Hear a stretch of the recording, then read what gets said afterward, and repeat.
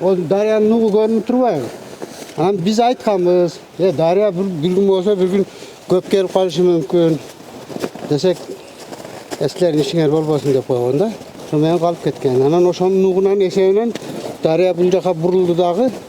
Мына жерди жеп кетти. Бул жерде водоканалдын миңдик турбасы бар. 1-2 метр эле калды да. Бул бетон менен эмет көтөрүп туруп калган экен. Олгон үчүн туруп, бирок бунун үстүнө дагы суу өтүп, аналарын басып калды. Азыр мына бар кетип атат, улам. Az дагы жазында дагы келет, суу көбөйгөнү. Суу киргенде анан бияктын баары желет. Мына ошо жээк болчу да. А бул бияка куруп алып туруп бүт, биягын баары жеп атпайбы. Азыр биз минтип бергенде муну алыш керек, ошондо дарыя өзүнүн нугу менен кетет, биякты жебей. Ошо турбага уруп туруп алат да. Аны кетти. Муну жасаса болот. Биз жасайбыз. Кетет канчасы. Эгерде азыр түшүп кете турган болсо, бир чекиден бузуп келиш керек да. Ооба. Канча мамлекетке ущерб болот? Шаар суусу калат. Жок, шаар суу токтойт да. Токтойт да.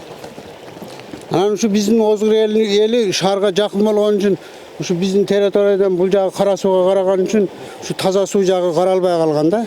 Анан баягындай кылып көрдүңүзбү өзүңүз? Ар ким келип турбаны улап алып чыгып кетчү. Азыркы жерлер. Азыркы жерде. Жок, ага чейин алыш керекми суу киргиче. Акбура дарыясынын жээгиндеги мыйзамсыз курулган курулуштарды мониторинг кылып жүргүзүп текшерип келатабыз. Мына ошол текшерүүдө аныкталган эң орчундуу деп ушул жердеги мына мөл булак эс алуу жайынын алдында турабыз.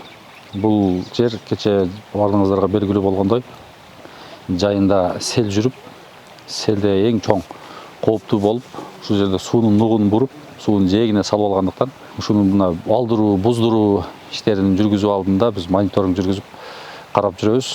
Буга чейин Кара Суу райондук прокуратурасынын катынын негизинде атайын комиссия түзүлүп дагы бүт аныктап чыккан.